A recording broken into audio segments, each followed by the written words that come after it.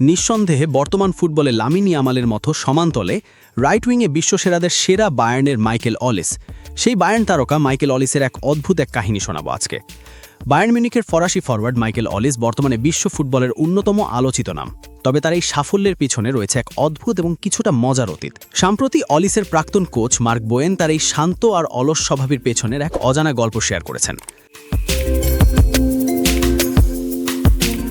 Michael অলিস অলস নাকি পরিশ্রমী? বোয়েন যখন রেডিং এফসিতে অলিসের কোচ ছিলেন তখনকার একটি ঘটনা তিনি এখনও ভুলতে পারেন না।